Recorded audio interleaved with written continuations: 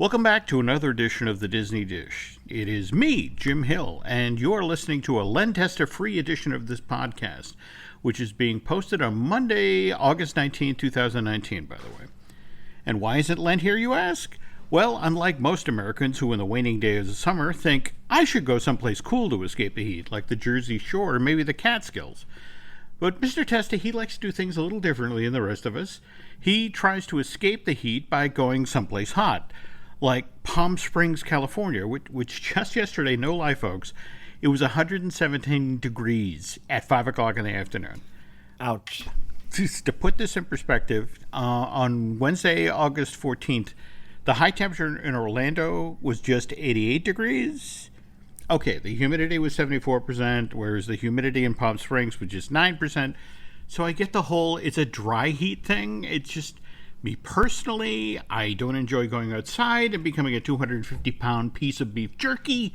So, Palm Springs, not an option to me. So, anyway, provided that Mr. Testa doesn't spontaneously burst into flames over the course of this week, he'll be back in time to record our very next Disney Dish. In the meantime, I have a very special guest host with us today.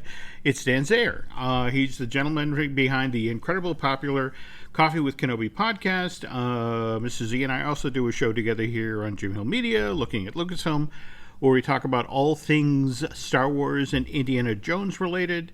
Yeah, this is good, man. Let's do this. I love the Disney Dish, so it's kind of surreal to hear myself on this show. I love it. Well, cool. And I'm also glad that Len hasn't spontaneously burst into flames. Hopefully, that we don't officially have reports on that yet. That's true. It could be happening as we speak. Yes. So, by the way, Dan, I was thinking of you earlier today. I got a catalog in the mail from the nice folks at Van Eaton Gallery. They're about to host an exhibition and auction that will celebrate the art of Walt Disney Studios and Disneyland. And 20 pages of this 270-page catalog is dedicated to Star Wars-related items. Wow. Including lots and lots of Revenge of the Jedi stuff. There are posters, there are campaign books, and... Can you explain about the revenge thing? Oh, sure. Yeah. Well, when George originally was wrapping up Empire and getting ready to think about the next movie, Episode 6, the original title was Revenge of the Jedi, and there was a number of marketing things created. You mentioned the posters. I think there were some T-shirts out there. There's definitely a lot of cruise stuff. And then as he got closer and closer... it was brought to his attention, I believe, and he sort of thought about it and reflected, and wait a minute, Jedi don't get revenge. That would kind of be a problem for the end of this film where Luke throws away his lightsaber when he's in the throne room with Palpatine and Darth Vader.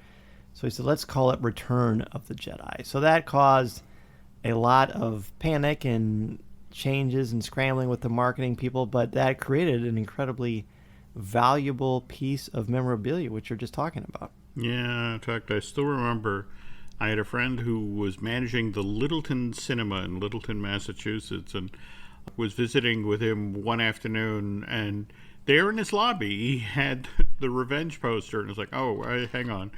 Evidently, the call had just come down to take that poster down because they changed the name of the film, and he took it down and tore it up in front of me. Oh, no. Yeah. Yeah. So, well, again, who knew? All right. Isn't that against the Geneva Convention to do something like that? Today, but we're talking 80? Yeah. It was my anachronistic joke. There we go. Okay. Before we move on from the auction catalog here, I did want to share that one item here is a collection of Star Tours grand opening items. And let's see, we have a packet of 4 black and white press. We have what's fascinating about this, they have a Star Rides Star Speeder paper flight sickness bag. And what's kind of interesting about that is that's the first name of the attraction, Star Rides. I didn't know that. Yeah, that Michael Eisner at one point, that Star Rides, that's what it is. And it's like, Mr. Eisner, we want to go another way with this. But yeah, that there's all, this packet of stuff from I guess it was the Imagineering open house. but yeah, definitely worth chasing down. In fact, if you're out in California, folks, the auction begins on August 31st, but the exhibition, which is being held out on Ventura Boulevard in Sherman Oaks, California, is running, I want to say, through the 6th of this month, right down to the auction itself. If you want times and dates when you can go take a look at some of these amazing items, head to the vegalleries.com. Anyway, all right, so yes, we are doing a Lent-free show today, but to fill that out, Dan is going to share one of his lesser-known sides. And all right, so we were talking about this prior to doing the show. You were a member of the Walt Disney World College program. What exactly was that? I did that in the spring of 1995, the summer of 96, and the summer of 97. Wow. Okay. Yeah. It was amazing. It was absolutely amazing. Okay. So, holy cow. So you were there for all of the Toy Story craziness when I was. I have some good stories about that. Some I'm not sure if I can share on the air, but they're really entertaining. Okay, well, folks, we're going to save that for the second half of the show. But for now, let's give a quick shout-out to some of our very nice subscribers at DisneyDishBandcamp.com. By the way, Dan and I are recording this on Thursday night, August 15th. And 20 years ago today, Dan, the Wonder, the second ship in the Disney Cruise Line fleet, began its maiden voyage. There's a lot of people who have very fond memories of this 960-foot-long vessel. But what's not generally known about the Disney Wonder is the main reason that this 83,000-ton cruise ship can reach speeds of 23.5 knots is because Coleman P., Christopher P., and S. Banders are rowing on the port side, while longtime subscribers Daniel K., Ethan K., and Short Pixie are rowing on the starboard side. So I do hope those people get a chance once they reach port to climb out of the bowels. Take a break. Yeah, Well, thank goodness for them, or they wouldn't get as fast as they do. Well, I also hope that they occasionally let them swap sides, because otherwise they'll end up with ridiculously big forearms on one side. Like Popeye. There we go. Okay, now the news. Okay, Disney Dish News is brought to you by Storybook Destinations, trusted travel partner of the Disney Dish. For a worry-free travel experience every time, book online with StorybookDestinations.com. Okay, Dan, we are recording this on Thursday night, August 15th, 2019, and this makes me a little crazy, but tomorrow, the very first Mickey's Not So Scary Halloween party is being held. Isn't that crazy? Well, again, Is this the earliest it's ever been? Well, that's an interesting question. And in fact, the reason I bring this up with you is that you started teaching again, what was it, this week or last week? On Monday this week, yeah. Monday of this week. So the 12th. And again, I was a kid raised in New England, and we didn't go back to school till after Labor Day. In fact, it was a very weird ritual of my childhood, whereby, the day before we went back to school, we'd watch the Jerry Lewis Labor Day telethon, and it's just. Sure. He'd sing that Rodgers and Hammerstein song, You'll Never Walk Alone. And then you had to walk to school the next day. It just, alone. It was very strange.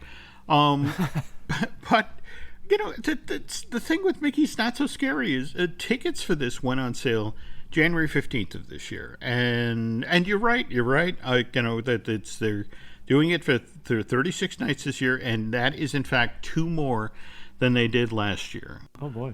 And I have to ask, have you ever done this? Have you ever done the Halloween event? I have. I did it back, let me guess. I think I did it around 2000, 2001, so it's been a while. I don't even think Drew Taylor was born then. Okay, yeah. But it was incredible. Mm-hmm. I remember that was the only time, of course, that I'd been in the parks and seen everyone dressed up, just not cast members, but guests, mm-hmm. and the candy they were handing out, and just seeing it was great to be on Main Street with all of the Christmas overlay, but to see the Halloween stuff and the spiders and the cobwebs and the projections down Main Street was just gorgeous. It was just a fun atmosphere, the parade, and seeing at that time Winnie the Pooh came out in a ghost costume, and I just thought, this is so charming. How could you not smile and love this? Well, I will tell you, as somebody who was there for the very first one of these, which was presented on October 31st, 1995, this thing has changed significantly. Back then, wow. Disney, they had launched Mickey's Very Merry, December of 1983. Again, same thing. Was only a one-night event, but, gradually increased out to 2 nights in 89 and then 3 nights in 1990. So, it was one of these things where, well, that seems to be something that's working, and let's try a Halloween event. But, I was living down in Orlando at the time. In fact, Alice was just, 18 months old at the time. And so, my then wife, Michelle, and I went to the park. We bought the, hard tickets for the event, which, oh my God, $16.95, Dan. Virtually breaking the bank. But we brought Alice into the park. Because it was the first one, it was really kind of sparsely attended, and but we're there in the park with Alice's Emil Younga stroller. I don't know if you're familiar with these things. They're about the size of a small foreign car. I not only am I familiar with them, but I had to do a lot of juggling with them when I worked on the college program. we were the people you hated because, again, this giant stroller. But again, Michelle wanted the safest possible stroller, for Alice, and this was the Volvo equivalent of a stroller. Anyway, so we're wandering through the park, and, again, they had, candy stations set up everywhere, and we'd roll up with Alice, and Alice was really one of the only itty-bitties there that night, and, the cast members would coo at her and hand us lots of extra candy because we had the cute baby with us, and we went home with the Emily Younga filled roughly 1,500 pounds of candy. I actually date my diabetes back to this night, just from, This was the when it started to burgeon. There we go.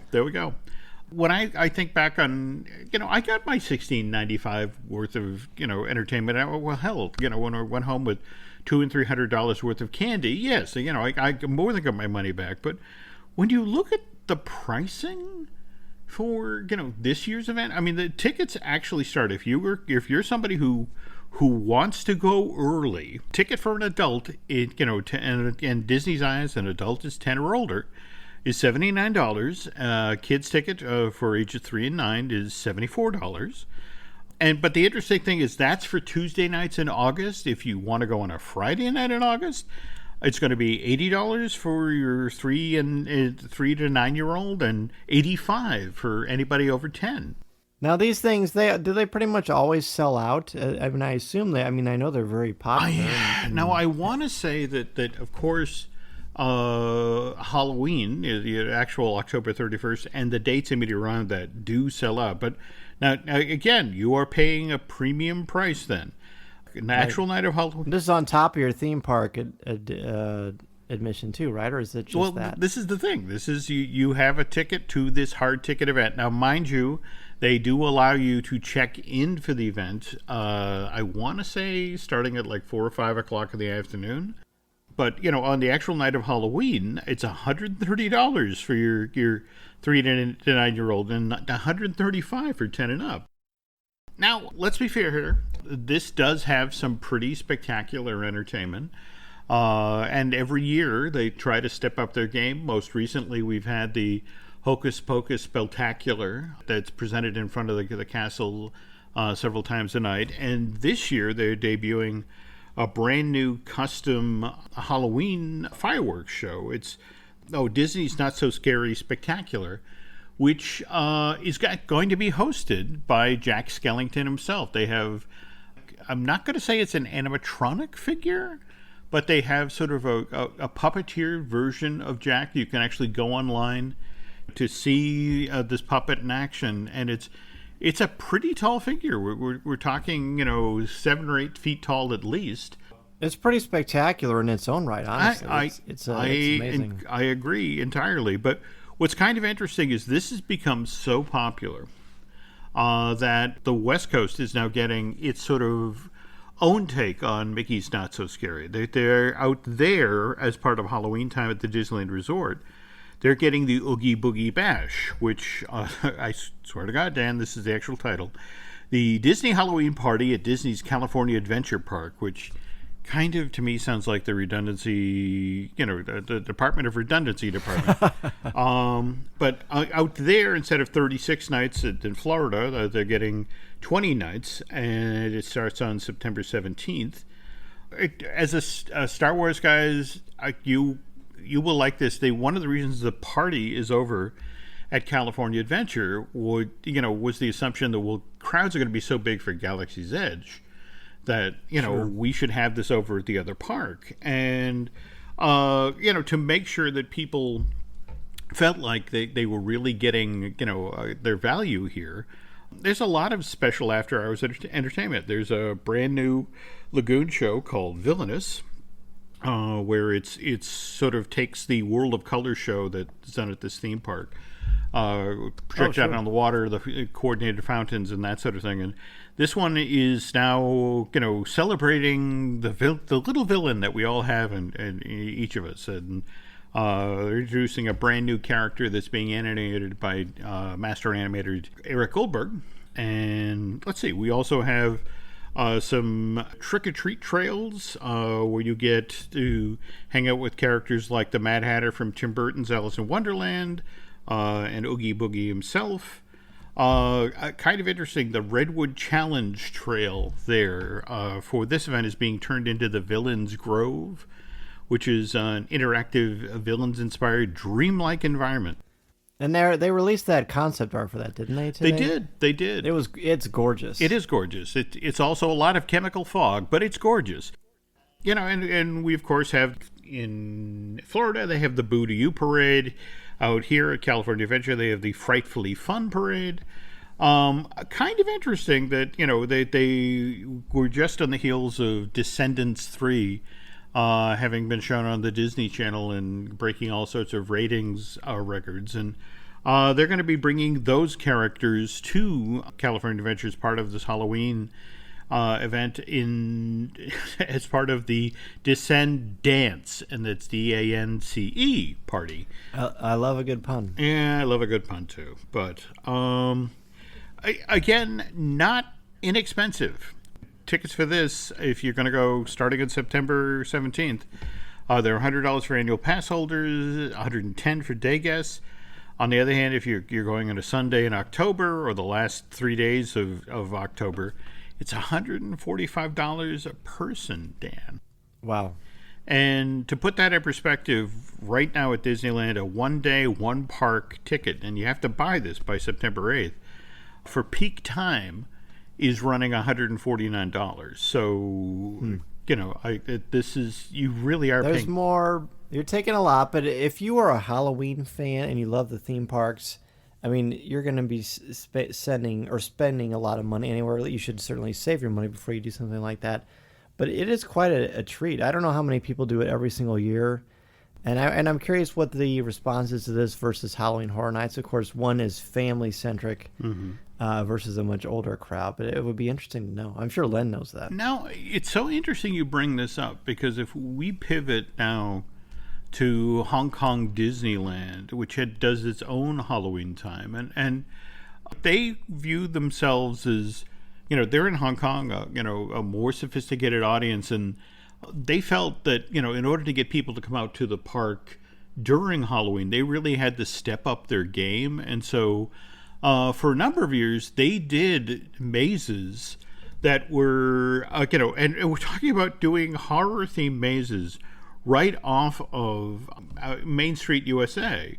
For example, what is it? 2017, they had the Maze of Madness, the Nightmare Experiment Continues. And I swear to God, Dan, this is the description of what the attraction was inside of a Disney theme park. It was an immersive walkthrough experience where a mad professor takes guests on a journey into the dark side of Disney stories. On their adventure, guests will get to meet some of the scariest locations of the world of Disney, including the Mad Hatter's Hat Shop from Alice in Wonderland, Stromboli's Wagon from Pinocchio, and the Scare Floor from Monsters, Inc. And there were also, Frightful Rooms based on Beauty and the Beast and Hercules were also folded into this thing. But you can, again, if you Google a Halloween time at Hong Kong Disneyland, some of the concept art here, there's a Pinocchio in this thing that'll haunt your dreams, Dan. It's just sort of like, I have no doubt. But more intriguing, starting in 2017, what they decided to do was go in a more whimsical route, and they created a walkthrough journey to Halloween Town attraction. In fact, this was located in the Adventureland section of the park. You literally, they recreated the sets from the Tim Burton stop motion film and put live actors and animatronics in this space and you move through 5 different environments, and they did kind of a Reader's Digest version of, that film's story. But again, they felt like they could get away with that in Hong Kong because, frankly, they didn't have 60 some odd years of Disney history, and that, the whole notion is, well, you can't do a Universal style maze, at Disneyland in Anaheim. I mean, it's just not done. We're in Hong Kong, frankly, this park only existed since September of 2005. So it's like, yeah, we can do whatever we want. This is a new thing, and it's not that rigid at this point. We can be pretty fluid with what we do with the characters and all that. They just seem to never run out of ideas, but I really am excited to see how people respond to this. So online, the fervor is exciting, and I do like, by the way, here's a little known fact. Mm-hmm. You said it's called the Oogie Boogie Bash, right? Right. Like you said, and is there any truth to the rumor that was the original title for Drew Taylor's debut disco album, or is that unconfirmed? You are going to get me in so much trouble here. No, Drew and I are going to have this unofficial contest on our shows with you. Who can drop the most Easter eggs about the other person? Well, there we go. There we go. By the way, we've been talking about the cost of tickets so much with this show, and I thought, to be fair here, we should mention something that Disney has just rolled out. And have you heard about these, the Midday Magic tickets? I saw that today, and I'm really glad you were bringing it up because I want to see what you think about this. Well, first of all, let's explain to the audience what this is about. So it's a brand new form of admission to the Florida parks, and let me read from the description here. So it's valid for admission after 12 p.m., and the gimmick is it's a one-park ticket, but the idea is it's for that guest who wants to sleep in, wants to get a leisurely breakfast and then head out to the park, not somebody who's there for the rope drop. And it's got a pretty compelling price point. For example, if you decide that you're going to, this is how you're going to do your entire Disney World vacation, and you can get these tickets for $79 a day. I mean, now, mind you, you're buying the 4-day ticket for that. So that would be $313 total plus tax, but these are the prices for ages 10 and up, and there are some restrictions. Let's see, 2-day ticket expires 4 days after the selected start date. Likewise, 3-day ticket expires 5 days after, and the 4-day expires 7 days after the start date. But I have to admit, I'm intrigued by Disney doing something like this, but especially given the last couple of years has been all about, go to the value time of year, or go during the peak time of year. And, the fact that they're willing to try to do something like this.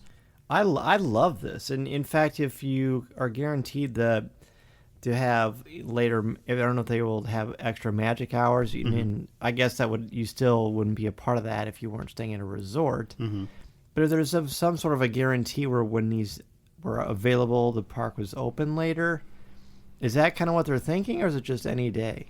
Well, you just kind of do. It's kind of a buyer beware sort of a thing. Well, let's be honest here. Again, we started this segment talking about the 36 days that He's Not So Scary is being presented at the Magic Kingdom, And, that basically means that they're chasing the day guests out, at 7 because that's when the park, is handed over to the folks who bought this hard ticket. In regard to these midday magic tickets, they are available for use on or before December 15th. So it's going to be interesting on the other side of this when Disney sort of eyeballs, how this went. Because face it, we're heading into Food and Wine. Sure. And at the same time, again, starting on August 29th, we have a certain, land that's set in a place that's far, far away. Oh, I've heard of this. Yeah, going to be very, very popular, or one hopes, in Florida. Yet, and if you look at it, it really is kind of brilliant in that you create this subset of guests who won't be going into the parks till 12. And, by that time, most of the, the guests that were there for Rope Drop will be heavily dispersed into other parts of the park. So, you'll get that second surge on Main Street or on Hollywood Boulevard, which means, more business at the, the Starbucks or the Main Street Bakery. It's brilliant. It really is. It is very ingenious, in its own right. And of course, if think about it, if you're a person who's on a budget and who likes to sleep late, like say a college student, this is the ideal ticket. And speaking of college, when Dan and I get back from this commercial break, we're going to talk about his days in the Disney College program. This episode is brought to you by Battlefield 6. Battlefield 6 is the ultimate all-out warfare experience. Rip through the skies in aerial dogfights. Demolish your surroundings for a strategic advantage. Harness complete control over every action and movement using the kinesthetic combat system. Drop into multiplayer with your squad, or fight furiously as a member of the Dagger 1-3 squad in a gritty, adrenaline-fueled single-player campaign where you'll defend a world on the edge of collapse. This episode is brought to you by CBS. DMV is a brand new workplace comedy turning misery into magic and chaos into comedy. Starring Harriet Dyer and Tim Meadows, DMV is here to serve you laughs. Watch Mondays at 8:30, 7:30 Central on CBS and streaming on Paramount+. And we're back. Okay, so at the top of the show, you mentioned that you went to three different, you took part in three different versions or iterations? I did, yeah. 3 different versions of the college program. I kept re-enlisting, as it were. I couldn't get enough of it. Holy cow. Okay, well, to give folks a little background before we get started here, the Disney College program actually began back in 1981, and when Disney first tried this out, only 200 students, or a little more than 200, from 20 schools were recruited to take part in this program. And at that time, it was only at the Magic Kingdom. In fact, the college program back then was literally known as the Magic Kingdom College Program. But then, of course, October of 1982, Epcot opens up, and they need that many more bodies to operate that park. And so program participants were allowed to not only work at the Magic Kingdom, but they could also work at Epcot. And at this point, the initial set of 200 students, it was so successful, they now go with 500 students, but it's broken up into 3 different time periods. There's a spring semester, summer semester, and a fall session. And, I guess early on, when the people were taking part in the program, they put them up in a mobile home park out in Kissimmee That's right. was called the Snow White Village Campground. When I worked there, people talked about that with a lot of smirking and also fondness at the same time. Okay. Now, the Vista Way apartments don't enter the scene till 1987, and these, because folks had to take a bus back and forth from the Snow White Village campground, but they still had to take a village from Vista Way, right? It's about a good 15-20 minute bus ride. Okay. Depending on how I-4 is.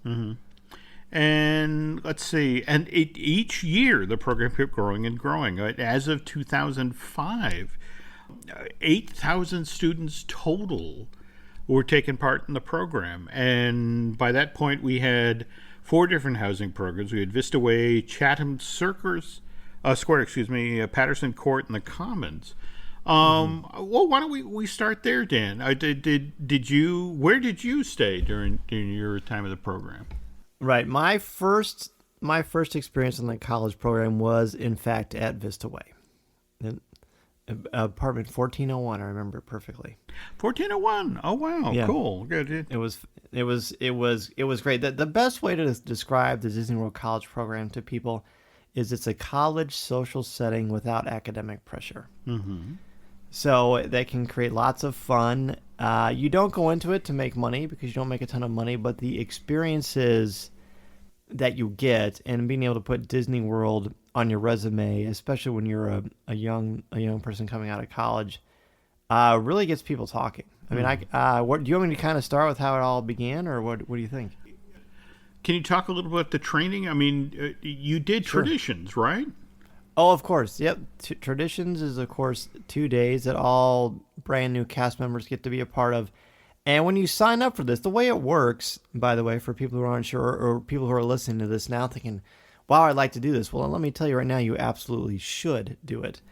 The way it works is they go to different college campuses all around the country and all around the world, and they make presentations. And the way I found out about it was that I had a friend who one semester suddenly just wasn't coming to school, and I said, "Where's Teresa? Why isn't she here? Did she drop out? Did she change majors? What's going on?" And they said, "No, she's working for Disney." And I said, "What do you mean working for Disney?" And they said, "Well, no, she's a part of the Walt Disney World College program."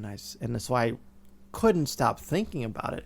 She came back. She told me all about it. I was absolutely hooked. I got the flyer, found out when it was going to be, and you go, and there are a number of cast members who show up, and they make a sales pitch. They show some video. They talk to you about the fact that the college program has 3 different aspects of it, at least it did in the mid-90s. It was the living experience, the learning experience, and the working experience. And when you agreed to do this, if you got hired, the living experience was you were going to choose to have either 3 roommates or 5 roommates. And so the reason that you would pick the 5 was that your room was a lot cheaper. But I think my first time I only had 3 roommates because I thought that would be a little bit easier to manage, at least for the first time living on my own. Mm-hmm. And when Disney pays you through the college program, they automatically withdraw your utilities and the bus transportation that gets you to and from all the theme parks, and it takes you to the Publix grocery store, and one took you to the Florida Mall. So you had that transportation covered. So any money that you made was basically for spending or for food, because of course you get into the theme parks for free, right? So that's the living experience. The working experience is, with the time I did it, once a week you had to go to a 3-hour Disney business seminar, and it was kind of like a graduate class, although not as rigorous as a graduate class. There weren't papers per se, but there were projects, there were different things you had to do. They took us backstage, of course, in the tunnels of Magic Kingdom. We went backstage at Epcot. They have kind of a small little tunnel area that's a little bit different in design, but we got to go there. Mm-hmm. And then they would take you around to different resorts. You had kind of scavenger hunts. And the entire purpose of all of it was so that you could be more educated when you spoke with guests, when you were out on stage, actually on your location when you were working. And then you've got of course the work experience, and you were guaranteed, when I was there, you were guaranteed 30 hours a week. Mm-hmm. And often, because you were a college student, there were many opportunities to work a little bit longer, because the full-timers would work during the day, and they would usually give the other shifts to college program people that would come in at night, because I guess, when you were working full-time, you probably would rather work during the day.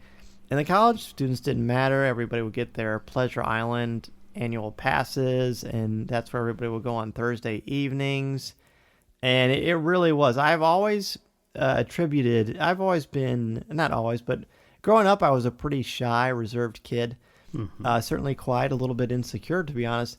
And then working at Disney, something about working there. I'll never forget actually getting on that airplane and putting on my seatbelt and looking around, and all of the fear and anxiety just lifted off my shoulders. And I thought, I'm going to work at Disney World. It's something I wanted to do since I was a kid. It completely brought me out of my shell, and I attribute the fact that I am a teacher and have a successful podcast is because working at Disney built up those muscles and helped to show me how much fun it is to really unabashedly be yourself and just enjoy your life and make sure that people are having a great time, not only on their vacation, but just in general. I really cannot speak highly enough about it. Now, let's talk about art. So you did, 3 different sessions in the college program. You didn't work the same job, all 3 sessions, right? No, and I know you mentioned traditions too. We will get back to that. But the first time I worked at MGM Studios, because that's what it was called back in my day, and I worked at Mickey's of Hollywood, the huge gift shop up there at the front of the park, which is sort of their answer to the Emporium. Once in a while, they would send you to different locations to cover for something. And in fact, I think I talked on a previous Looking at Lucasfilm about 2 days I got to work at Star Tours, which I thought was, or actually at Endor Vendor when Endor Vendor was there. That was probably about the most fun I ever had working at Disney because I was involved with Star Wars. How ironic, where life would take me, many years later. My second tour, I worked also at MGM Studios, but I worked in the back at the studio store, and that was where they were selling or hoping to sell Toy Story merchandise when it ever came in. I worked at that Little Mermaid gift shop and things like that. And then the last time I did it in the summer of 97, I worked at the ESPN Club at the Boardwalk Resort, and I also worked at Thimbles and Threads, the main gift shop for the Boardwalk too. Wow. Okay. All right. So Boardwalk didn't really open till the summer of '96. So you were in there, one of the members of the frontier, so to speak. A pioneer. Right.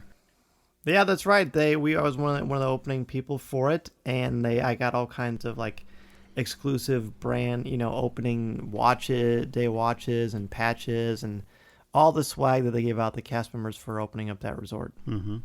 Now, yeah, it was great. Now to double back to the studio. Now face it again.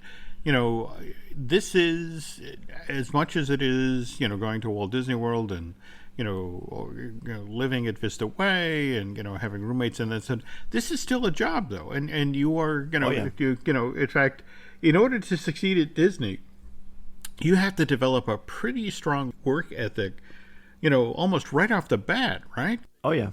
It's not a question of, your shift starts at 10 and, you wander in 11. It's like, no, that they need you there and, in fact, not only need you there, but need you by the way, was this during the period where you could take your costume home, or did you actually have to go in and pick up?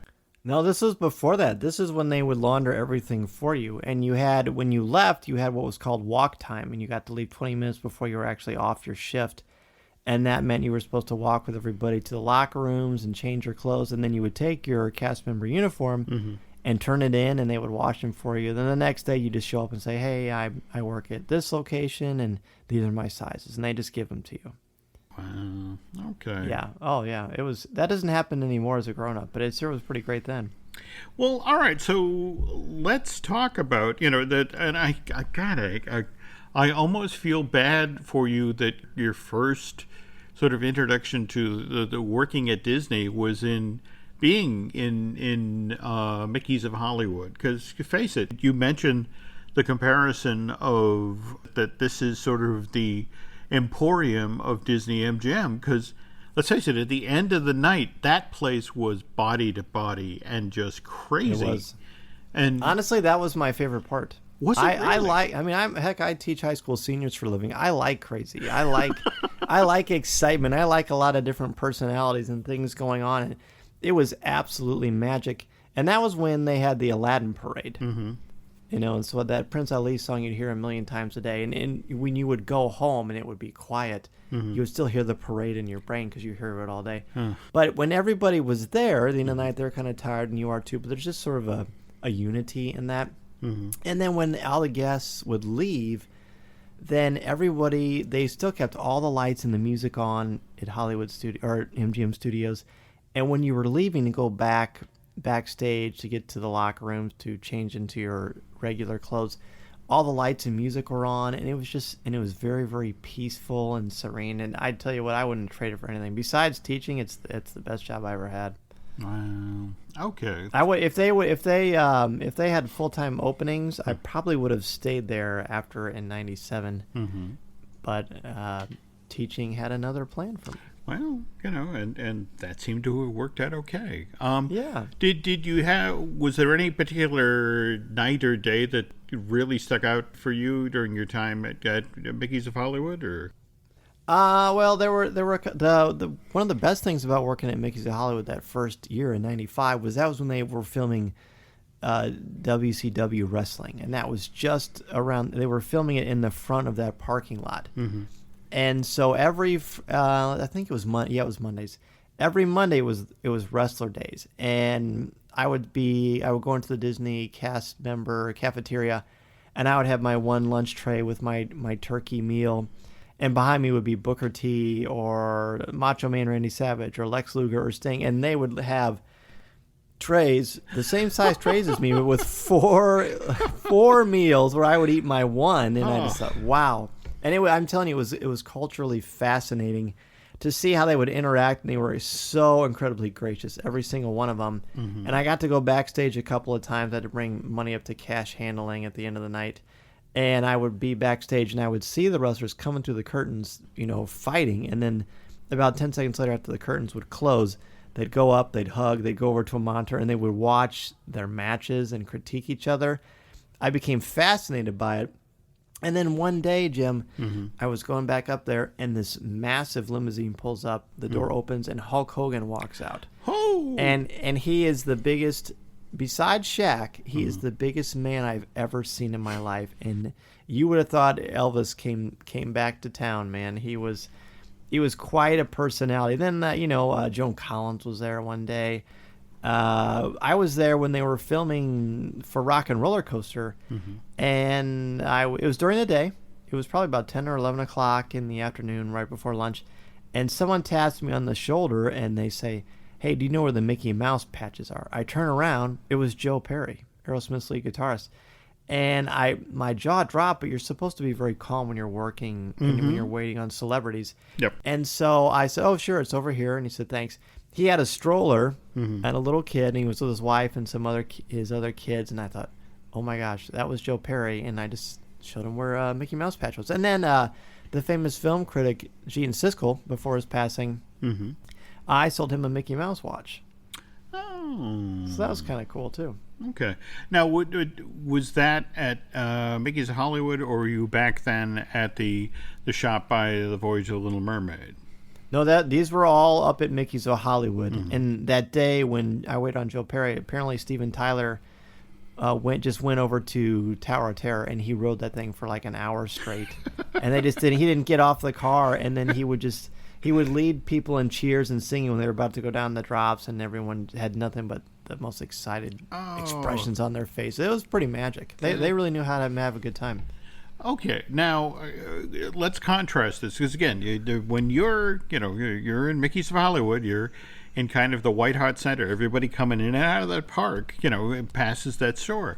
Now, if we shift you back to the other retail location by the Voyage of Little Mermaid, this is different. Sure. This is a different traffic pattern, and yes. Now, mind you, this is also back during the days of when they were doing the tram tour, so you did get bodies back there. But what was it like to be in a smaller shop dealing? Well, you mentioned earlier about the whole notion of, we'd sell Toy Story stuff when we had Toy Story stuff.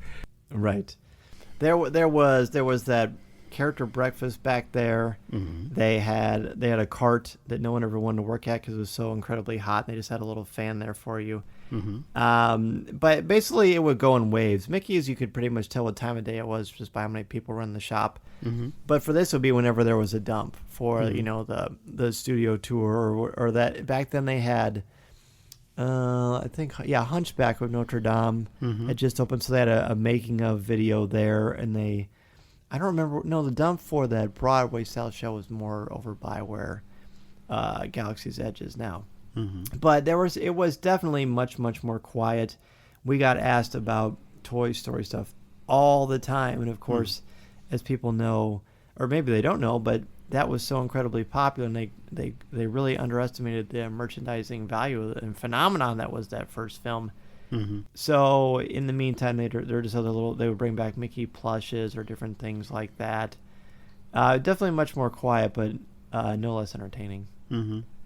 So were you doing the same thing, taking the 3-hour-long Disney classes each week, or?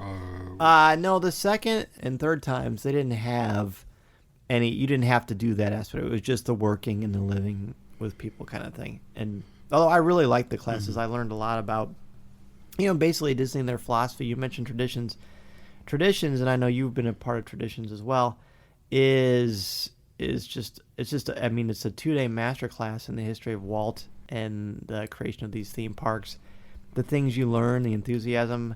There was quite a bit of time where I thought it would be great to be someone to teach those traditions classes. That would be super fun. But yeah, it's the way they prepare you to work in those theme parks and the way you get you pumped up and excited. I'll never forget the first time they took us into the Magic Kingdom. We walked through the tunnels, which of course was a brand new experience to me, which isn't as glamorous as people always think they are, but still fun to be down there just to say you did it. There's a reason they called them the utilidors, because literally, that all of the paint and the color that's upstairs. Yes, and if you didn't pay it, if you were colorblind, you'd get lost down there, because it all looks the same. Yeah, because they color code based on the land you're in. But they took us out, and all of a sudden, this door opens. Instead of being this dingy little stairwell, I look up, and there is Cinderella, and she's around all these kids, and there's the fountain behind the castle. I thought, wow, we're really here. So what you was asked something else? I forget. Are you thinking, boy, why'd I have this guy on? He is rambling about the college. Well, no. Oh man, it's great fun. No. I guess if we can jump now to your time in '97. Okay, Yes. So you've done 2 rounds inside the parks, but now here you are. You're out at Boardwalk, a brand new resort. And again, interesting to go from the Mickey's of Hollywood busy, crazy shop to the shop by The Little Mermaid, which is, again, pulses of people, as theaters dump, that sort of thing. But now an entirely different animal resort that's away from the park, but at the same time has its own sort of cycle of life. In fact, it's kind of ironic. A lot of these places are dead during the day, but come to life once the parks close at night. Oh, yeah, and you definitely, because there's so many different kinds of things to do at the Boardwalk, it's a very different atmosphere, naturally, whether it's in Thimbles and Threads versus going into the Boardwalk. My primary role there was at the ESPN Club, and that was when they sold all of of course, they sold a ton of merchandise, but they sold a lot of athletic, like autographs. Like they had a Michael Jordan jersey that I certainly coveted for a long time. And every night after everyone would leave, because my shift was 5 p.m. to 2 a.m. Oh. And let me tell you, even in my early 20s, that was not easy. Mm-hmm. So then you basically sleep the next day. It would have been great if they had the midday theme park ticket then, because I would have just been waking up. But what they would do at the ESPN Club for us is they had those huge line of the Daytona video games where you go race and you sit down in that cabinet. And it would be the merchandise people against the wait staff. And we'd have these massive contests till 3 a.m. Boy, was that fun. That was a good time. But there was a lot of energy there. The food was great. I thought I had accomplished something when they told me the code for all the TVs in the ESPN Club so I could put on whatever I wanted. That was actually when the Bulls were in their heyday too. And I was working. I'm a massive Bulls fan. I was working when the Bulls won their 5th championship. And I tell you what, even now, when there's an All-Star game or a Super Bowl or a massive game, that is the place to go to watch stuff. And again, this was when Disney was quite serious about the ESPN zones, the ESPN clubs. There were, the couple of standalone restaurants that were done out in the world. That this was a franchise the company was really getting behind at that time. And well, I guess it's kind of ironic because think about it. Just in this past week, we've seen the NBA Experience open on the west side of Disney Springs. So here's Disney once again circling back on sports, only in this case it isn't Disney necessarily doing it. It's a third party coming in and doing the NBA experience. But, Yes, I know. And is it cost to get into that thing too? yeah, it's $34 a person, and the weird thing is just down the street from that is Splitsville, which opened 2011, 2012. I'm trying to remember. That sounds right. But that did hand over fist business because, of course, once Pleasure Island closed, there were so many people who were looking for activities to do in the island. And, the combination of, you could go bowling and, they had a strong menu, it was a hit right out of the gate. The NBA experience, the notion that you have to pay $34 to get it just to get in the door there, and let's not forget that the west side of Disney Springs still is kind of in relaunch mode. In fact, Bongos will be closing shortly to be reimagined as Beatrix, I believe. And we're still waiting on Disney to officially announce the new Disney-themed Cirque du Soleil show to go in. So it's a tough neighborhood to get something going right now. What with all of the changes and the fact that it's sort of a smile with a bunch of teeth missing at this point. And do they know what that next show is going to be for Cirque du Soleil? It's funny you bring that up, Dan, because the Cirque folks were so nice to me. They let me, during the waning days of the show, I actually got to chase a stage manager through an entire performance. And we went everywhere in that theater. And, but over the course of that night, they were talking about, we're already workshopping the Disney-themed show. And remember, that's almost 2 and 3 years ago now. Right. And, I guess the problem with doing a Disney-themed show now, when you're talking about Cirque, is Disney isn't Disney anymore. Disney's Pixar, Disney's Lucasfilm, Disney's, 20th Century Fox, and Marvel. And so it's kind of hard to boil that down to a 70-minute show that features, fantastic athletes and, dancers and stunning set pieces and all that.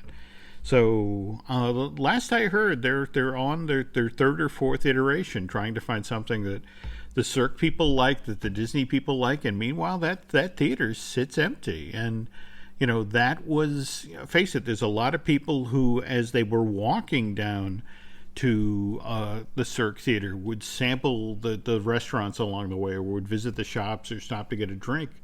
And so you have a lot of stores and restaurants in that side of Disney Springs that aren't doing the business they used to, because there's no strong, compelling reason to make people, wander that far down the west side. So. Oh, I know, and that used to be the heart and soul of down there. That used to be the hopping place, especially if you were a little bit older, and it was great. It's still beautiful down there. No, it is. There's a lot of opportunity that I hope that they do something with. Mm-hmm. Well, all right. Now to circle back to the college program. Now, any final thoughts here? I mean, obviously, again, as you mentioned, you feel like taking part in the program gave you the confidence to become a teacher, to put yourself out in the world, that sort of interaction. But, as you just pointed out in your 3 different sessions, being in the college program, you ended up in 3 very different places. And, some folks might not be as lucky as you are. Face it, there are people who end up, in the college program and end up at the churro cart for their entire time there, which, Right. You just mentioned the whole notion of nobody wanted to work at the cart. It was standing in the sun. It's just Right. like Glenn in Palm Springs, So, I think I smell him sizzling right now. there we go. Before you do it though, at least the time I did it, you can say, this is what I want to work. Do you want to work merchandise? Do you want to work custodial? Do you want to work foods? Do you want to work attractions? And I sign up for merchandise. Because I worked the cash register, and then I did a lot of stock stuff too and stuff like that. But I mean, really, it just depends. And people always said, you should really do custodial if you want the most guest interaction, and that seemed to be the case as well. Food was a big one for people because that was where they needed the most people. But now I'm sure merchandise is probably comparable with that as well. Okay. But you really, if you just go in with an open mind and realize I get to work for Disney World, I get to go into theme parks for free, my family can come down and visit me and I can help them out. It really is, if you're even remotely interested, it really is an absolutely dreamlike experience. I can tell you honestly, every time it was over, I just did not want it to end. Well, it's harder to come up with a stronger recommendation for the program than that. So why don't we leave that there? All right, Dan. Well, thank you so much for sharing your memories of Walt Disney World College program, and likewise filling in for Mr. Testa while he's out there roasting in the desert. If people have enjoyed listening to you tonight, where else can they find you online? Well, first, thank you. I mean, the Disney Dish, you're talking about one of the premier podcasts, not only for Disney, but out there. So it's my great honor to be a part of it. Thank you so much for letting me share the mic. You can find me each and every week on the Star Wars fan podcast, Coffee with Kenobi. We are a Star Wars show that makes you think about Star Wars in a whole new way, and you laugh in the process, we certainly hope. And we're all over social media. We have a Patreon page where you can listen to CWK Pro, which is our exclusive podcast, not heard anywhere else, where we look at Star Wars, behind the scenes of this show, and all the kinds of other popular culture things, Marvel, theme parks, comic books, TV, anything, you name it. Some sports shows up on occasion, it is there. And I also write on occasion for a website called StarWars.com, which you may have heard of, as well as on IGN. And of course, I do a podcast, a bi-weekly podcast with the wonderful Jim Hill called Looking at Lucasfilm. Yeah, and now switching to my side of it, in addition to the show that Mr. Zehr and I do, let's see. Well, again, when Len isn't wandering around Palm Springs, he's here doing Disney Dish. We also have, and we talked numerous times on the show about Mr. Drew Taylor, and he and I do the fine tuning show together. But let's not forget about the Universal Joint, which I do with Dustin Fuse, the marvelous Disney podcast. Which I co-hosted by Aaron Adams, a gentleman who edits a lot of the shows here at Jim Hill Media. And we just finally got a new I Want That out the door with Shelley Valladolid. In fact, we just did a little talking about the merch for the Haunted Mansion's 50th anniversary, and likewise all the stuff that's not on the shelves in Galaxy's Edge in Anaheim. See, they don't have folks with your work ethic out there, Dan. There's nobody loading the shelves, like you did in 95, 96. So I'm happy to take one for the team and head out there over the summer. Well, there you go. All right, folks. Well, if you like what you heard here tonight, or or if you head over and check out our Coffee with Kenobi and really enjoy that, if you could do Dan and I a favor and head over to iTunes or rate and recommend our shows, that helps make more people aware. By the way, if you really, really, really like what you heard here tonight, if you head over to Bandcamp and subscribe, that helps keep the lights on. And I guess that's it for tonight. So thank you again, Dan, for making the time, especially, with the start of the school year. This is, you're just getting your teacher pants back on at this point, and here we have you, coming as a guest host. But thanks so much for coming on, and we'll be together shortly doing a new Looking at Lucasfilm. That correct, or? That is correct. I look forward to it, and thank you again so very much. This was an absolute blast.